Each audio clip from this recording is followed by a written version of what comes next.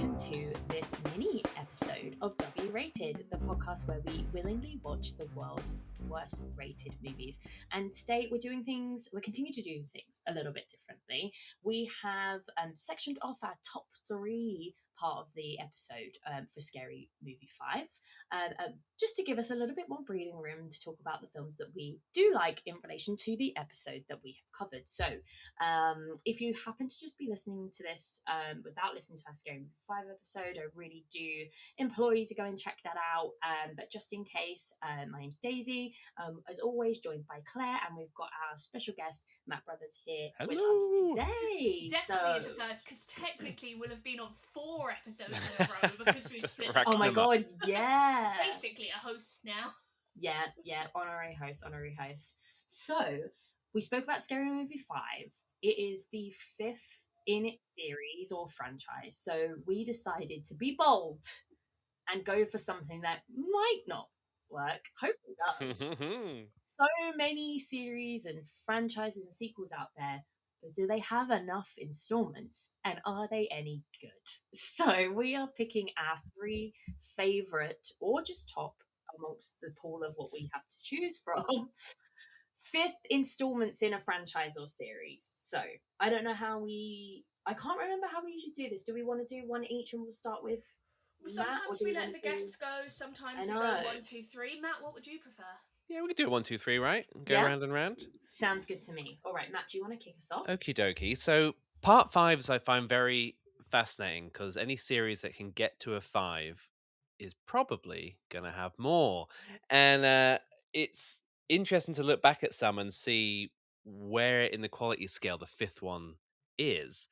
And having a look at some horror franchises especially, the 5th ones are usually pretty shitty. They're often when they try and reboot it, but not really. Yes. So the first one of these really is sort of Friday the 13th, Part 5, New Beginning. Not very good, but Part 6, Jason Lives, is great. Halloween 5 is trash. Nightmare on Elm Street, Part 5, The Dream Child, is not one of its finest moments. So Saw 5, I don't like Saw 5, but Saw 6 is great. So you get this pattern of 6 actually being maybe the magic number. I guess in terms of 1s or 5s being bad again, Rocky as well, not horror, but Rocky 5 is at its low point. Not but Rocky, I think but Rocky. I think a horror franchise that kind of gets it right, and it does follow the 5 is good, but 6 is maybe the best, is Final Destination. Oh. I think Final Destination 5 will be my first pick because that is coming after that franchise's nadir, which was the 4th one, The Final Destination. Which is that the terrible. one with the racetrack? Yes, and it's all 3D all the time because it was in that era. And then 5 is things a little bit back to basics, and it's wraps the first 5 films up in a very fun way, shall we say. Is that the one that has the little twist at the end? Yes. Yeah. And my mum, God bless her, was watching these not long ago, and I think she knew what happened, but I think she found herself watching them all again, and she got to the end of 5 and was like, oh my God. And then she loved 6 as well. So, but yeah, Final Destination 5 I think is very good. I think it's maybe, for me, it's maybe 3rd best after the 6th, Bloodlines, and the 1st. I know 2 get a lot of love. I think I prefer 3 to 2, but 5 is maybe there. So in terms of my horror pick, I'm going to go Final Destination 5. Nice. Speaking of 6ths in the series being maybe not the epitome for everyone, but my favourite, I was gutted to see that this one wasn't number 5 when I looked at the chronology of this particularly felted cast of characters. I have decided to look at the Muppets theatrical releases. And bookmarked by my actual favourites, which are Muppet Christmas Carol, the 4th entry, and Muppets from Space at the 6th, which I think I'm the only person in the world that thinks that's the best Muppet film, is still a very wonderful adaptation, which is Muppet Treasure Island. Yes. And speaking of Tim Curry, obviously makes that a big part of what that makes that work so well. I did rewatch it yesterday because it's not one I really remember too much from my childhood, and I watched it fully sort of like refreshed my memory a couple of years ago, and it doesn't quite have the same catchiness of the songs, but it has all of the warm and fuzziness and the heart, and really captures the Long John Silver character with Tim Curry really well. And it's still a Muppet film. Like, it's zany, and Kermit's in a little hat. We've got everyone playing their part, and just that typical kind of humor, but come together with a very, what I believe to be, faithful adaptation of the, or at least in its essence, of the book. My reference point for the book is actually Treasure Planet. That's the only other adaptation I've seen, which I also love. But we've got to give the Muppets their credit for. I think they should have carried on this whole classic Yeah, literature that was the magic adaptation. formula. It was definitely worked really, really well. So I'd love to see Introducing them do kids that to again. literature in the best way possible. That's it. So I was very glad to see that this was number 5 in the franchise history. So that is my first pick. Yeah, I do remember seeing that at the cinema when it came out in '95, and I remember there was a kid from school who I was kind of friends with who was randomly also there, and it's one of those first times of seeing somebody from school out in the real world with like a parent. I'm just like, oh, we've both been seeing this. But yeah, that bit where the pirate is holding the red hot poker behind his back in his hands just makes me laugh every time. It's like, yeah, isn't it Blind Pew? I don't know if it was that one it did that, but at the beginning where he just like comes in and he's just like bashing into everything, but he's just like, the design of his character is really very similar to the design of the character in Treasure Planet, who is Billy Bones. So they've kind of, it's weird, they've kind of smushed those together, and I'm really intrigued to see if the Muppet version of that character was an inspiration for the alien version in Treasure Planet, because they look so similar. It's really weird. I'm also doing an adaptation. I'm taking an easy one off the board straight away. I will be going for Harry Potter and the Order of the Phoenix. Nice. Similarly, when you suggested this, I was like, I think I literally said, are there any franchises that are still good by 5? Yeah. I was like, I'm going to have to dig through the depths of horrors, and there's like Dream Child, A New Beginning, and Revenge of Michael Myers. I gave them all a complimentary 3 stars for being a film, but like they're not good. Whereas actually, I don't like J.K. Rowling. Fuck her, trans rights. But the Harry Potter books and films were very important to me because I grew up at the same age. The last book came out the year I left school. I loved Order of the Phoenix. It's when the franchise is allowed to get dark. I like the book, I like the film. It brings us Luna Lovegood. I've mentioned before, I actually had planned to go to the open casting call for Luna. And I remember that being in the papers. And when the film came on at the time, I did have white blonde hair, and when we were watching the film in the cinema, when she came on screen, all of my friends literally turned around and went, "It's you," and I was like, don't say that. Could have been. So big regret. I didn't go because I didn't want to have to get the train into London at 7 a.m. on a Saturday. And if you didn't want to do that, I don't know how you would have felt about actually filming. Yeah, but yeah, if only I could get up early. Imagine what my life would be. So yeah, it's a good adaptation. It's a good film. If you're going to watch it, please buy it secondhand or illegally download it. Don't give that woman any more money. I think out of those, that is my favorite as well, because I think it is the best book to screen crunch down that still makes more sense for the movie. And yeah, that little Dumbledore Voldemort fight is series highlight. I think doesn't get better than that. And Dolores Umbridge, the iconic villain. Was this potentially the first book she wrote when the films were being made? So maybe she was writing it with more in mind for the screen. Potentially, I feel like it might, because I know definitely 6 and 7. Yeah, I feel like when Goblet of Fire came out, the films had been announced but weren't in production, or were possibly in production but hadn't come out. I agree. I think I remember reading Goblet of Fire when I was like tween. So, and I think that was the latest that had been out. Yeah. So yeah. Cool. Matt, what's your second choice? This might be controversial to some, but I've got to shout out my other podcast, Spotlight, all about the Star Trek films, because I'm going Star Trek V, The Final Frontier, which is, you ask most people, and they say this is a bad one, one of the worst ones, perhaps. It's the one directed by William Shatner. Me and co-host Liam will always defend it, and I'd be fascinated to rewatch actually, because I don't think I've seen it since I watched it for the pod, which was nearly 10 years ago.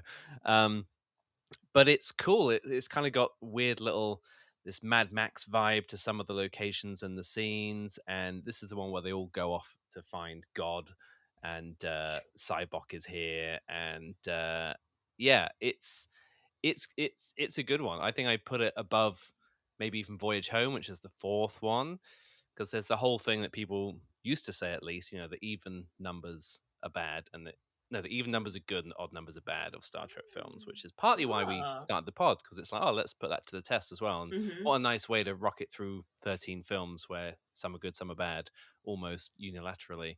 But yeah, this kind of ruined it for us, because we're like, oh, actually, no, five bangs, five's fun. It's like a good, and then you've got Undiscovered Country after this, number 6, which is much better. But in terms of just a solid Trek adventure with the OG crew when they're in their old man era, this is solid stuff. So yeah, Final Frontier. Not one that I've never done any of the Shatner Star Trek. That wasn't on in our house, but my very close friend does have a massive crush on Shatner from Star Trek era, and she kind of confessed it, and she was like, "I'm so ashamed," and I was like, "I'm pretty sure at the time he was a sex symbol." Yeah. So I He's was a like, shagger. Handsome man. "You're allowed." So I was like, the guy from Futurama who wants to fuck everyone is based on him, and she was like, "Oh," and then she felt it. Okay, so my second one, am I right?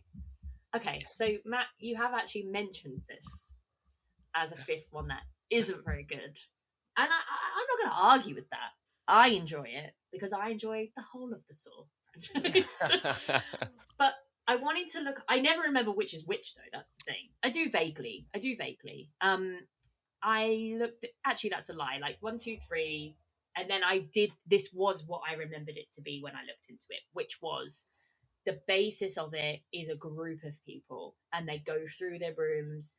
And spoilers for however old this film is, but just in case you don't want to know, the twist was that had they all worked together to get through these traps, they all would have come out alive and fairly unscathed. But of course, they didn't do that because these are selfish people. That's why they're in the traps in the first place. But the other thing that I also really like in this film is the fact that you've got the FBI who's on to Detective Hoffman now, who is basically continuing Jigsaw's work after his death, and it ends with the absolutely iconic sort of fight between them, where it is Detective Strom, who is Luke in Gilmore Girls. He follows Hoffman into a renovated nerve gas house, apparently, and basically pushes Hoffman into a box and locks him in. Oh, but that's what he wanted him to do. And the glass box gets lowered into the floor as the detective gets crushed into the room. And when you hear that music kick in when that's going off, chills. Yeah. So I do actually like this one.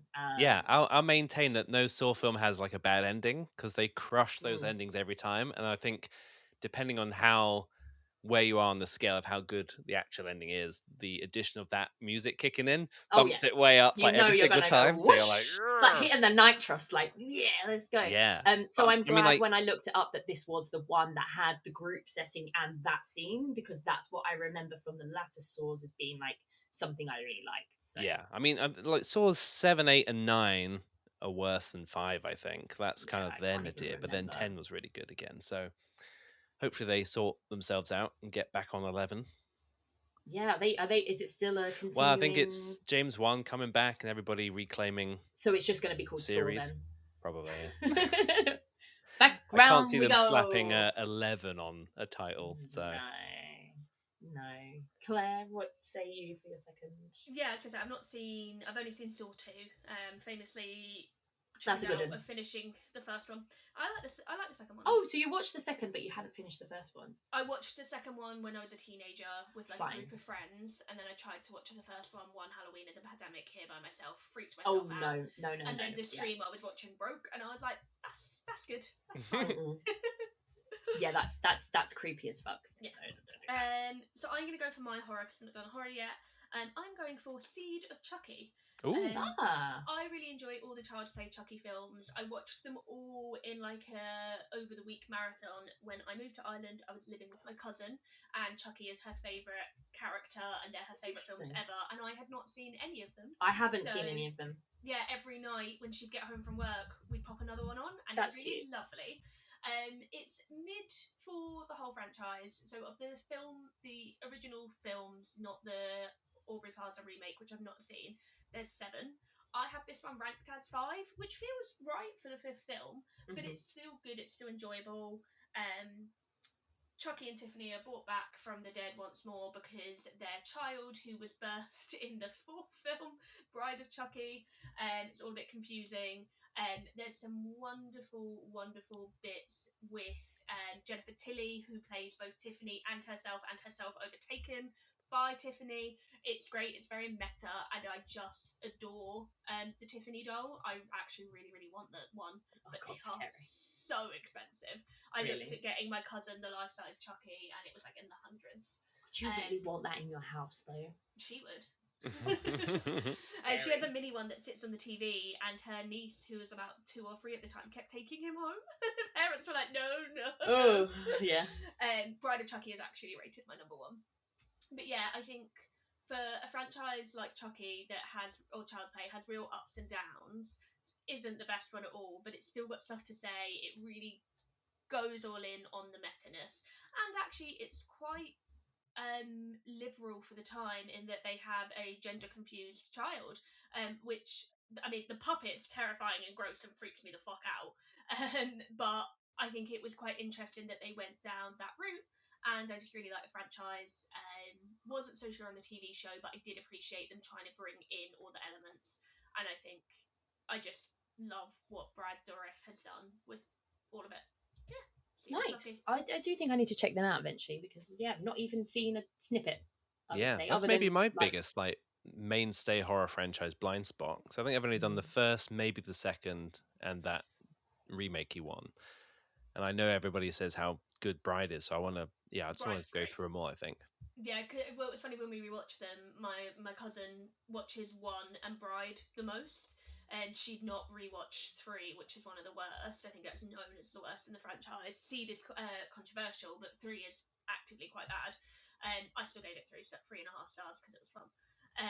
But yeah, once she then comes back round with Bride, it just gets wacky and fun, and it's for the fans by that point rather than trying to be its own thing. Cool.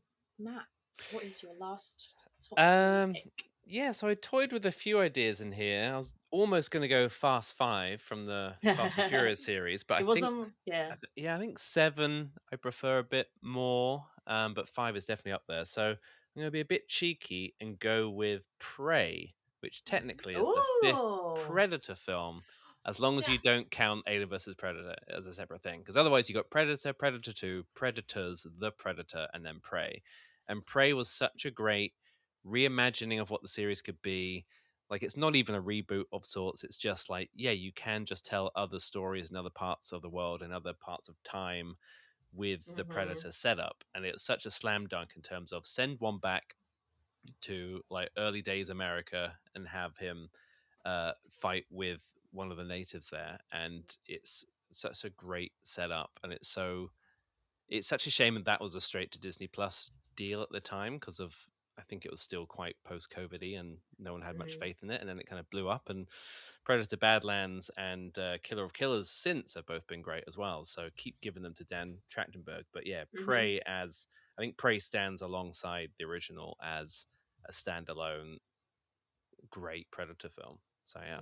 Bit miffed that you're just discounting Alien vs. Predator and Alien vs. Predator Requiem. Can't be every one of them as number 5.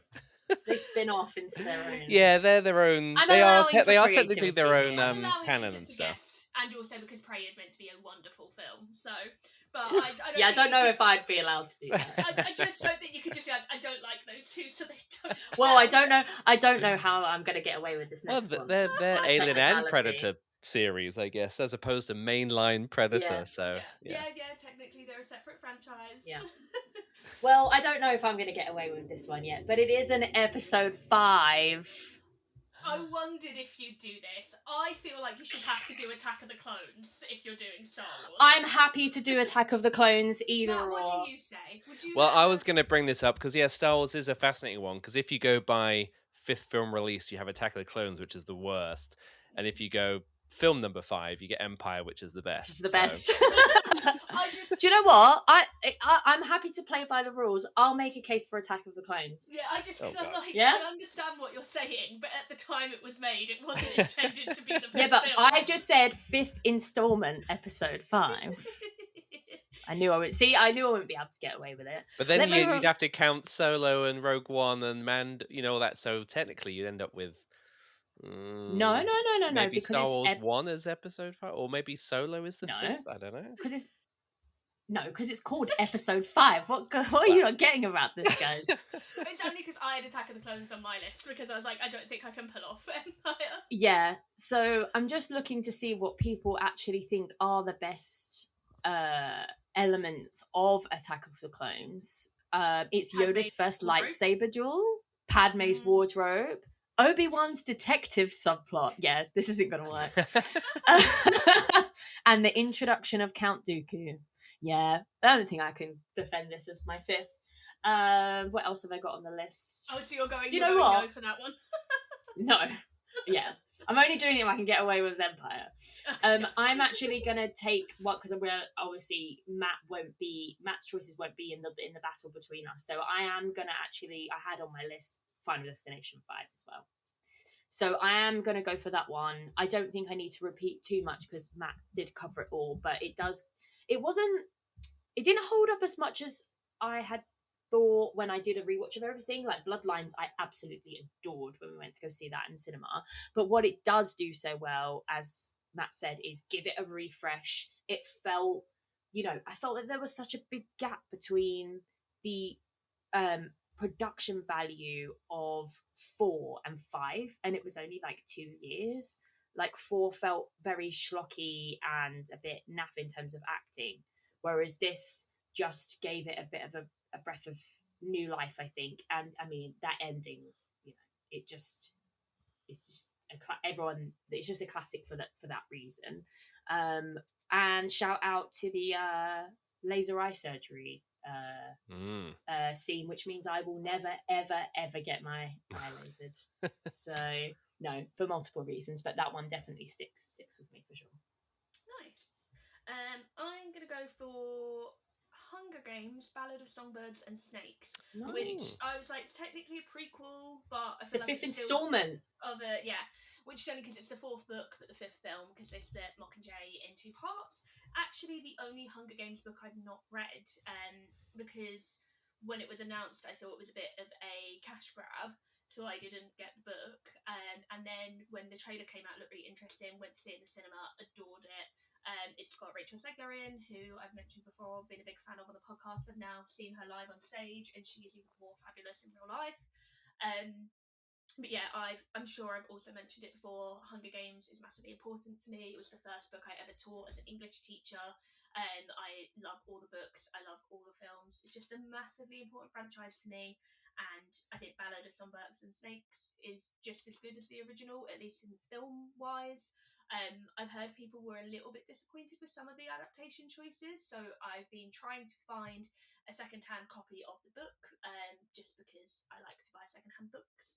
I've not found one yet because obviously it's Probably any charity shop anywhere has these in. They always have the first 3, whereas I guess Songbirds and Snakes is probably less mass-produced, and clearly people still like it, and it's a newer book.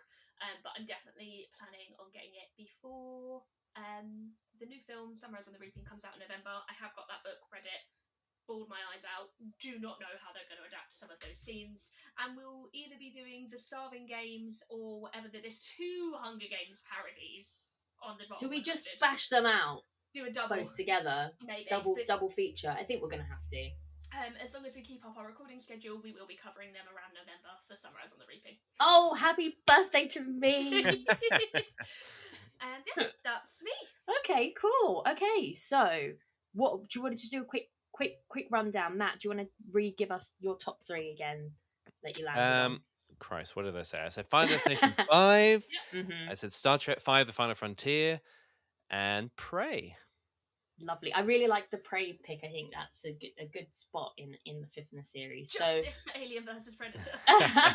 So I had the 5th film theatrical release of the Muppet cast, which was Muppet Treasure Island. I had Saw 5 and Final Destination 5. So keeping 2 of them at least in the horror space as well. Yeah, and I went for Harry Potter and the Order of the Phoenix, Seed of Chucky, and Hunger Games: Ballad of Songbirds and Snakes. Other films, the other 4 films I did have Attack of the Clones. I had Jurassic World: Fallen Kingdom, which I know everyone hates, but the dinosaurs on the island are sad, and Blue jumping out of an explosion is great fun. Is that the one where they're in the museum-y bit as Yeah. well? I do kind of like that sequence. And I really liked the potential that it opened up at the end of the film. The follow-up did not in any Oh god, way, it was awful. Yeah, didn't follow through with that, but I enjoyed it. And another one which I wasn't sure if it would count or not was X-Men First Class. That's what I had. Because I was like, it's technically a reboot, but then they bring it back in, so because it's like I wouldn't count reboots really. And then also, just out of desperation, Sharknado 5: Global Swarming, because I enjoy most of the Sharknado films. I really thought that Avengers Endgame was the 5th, but then I kept getting confused that it's actually Captain America Civil War, not Avengers Civil War, because I was like, I'm pretty sure they had 3 and then 2, and then so that would have been one for me. But no, those are the exact same ones that I put down, and then Fast 5 as well was a potential consideration, because they pretty much rebooted their own franchise within there. Yeah, so that was the start of the big, the proper big out of jumping the shark action, and brought The Rock in, his the love interest and everything like that. So it really did rejuice the franchise, I would say. Any shout outs for you, Matt? Yeah, if I was going to get a bit obscure, I'd look at the Godzilla Heisei era of films. The 5th one of those is Godzilla vs. Mechagodzilla 2 from 1993, which is really, really good. I did check the Millennium era series because I really love Godzilla against Mechagodzilla in that, but that's the 4th one. And the Showa era, which are the ones from the 60s and 70s. The 5th one, let me just see if it's going to be anything good. Technically, it's Ghidorah the Three-Headed Monster, which is good, but is that counting too? No, that's it. Ghidorah the Three-Headed Monster. So yeah, 5th films and all the various Godzilla eras are all pretty good as well. Nice. So any of them. I still haven't done my Godzilla Christmas, but I might do it this year. Godzilla Christmas. I didn't want to do anything for Christmas, so I decided I would just sit at home by myself and watch. I've never seen a Godzilla film, and my friend's None at all. My friend's partner, I think, has almost all of them on DVD because he's like a crazy Godzilla fan. So I was going to borrow the box set and just have a Christmas. And then there was also talk of doing it in my partner's hot tub and just sitting in the garden on Christmas Day with a laptop on a thing, watching all the Godzilla films and ringing a bell for more drink. Excellent. That's my dream. Godzillamas. One day it will happen. Excellent stuff. So I think we've actually managed to do pretty well there, considering we're looking at 5ths of a franchise. But if you want to let us know what you think, if there's any magical 5th films in a franchise or a series that we've missed that you actually think are good, because the assumption would be they're not, then let us know. Otherwise, that wraps up our mini episode on the top 3 for 5th installments. Thanks again to our guest Matt Brothers for joining us. Thank you guys. Thanks for having me back. Please do check out Is Paul Dano Ok and subsequent spin-off series, and Spotlight, of course. Come back and see us for another worst rated film and subsequent free bonus episode very soon. Thanks very much. Bye. Lovely.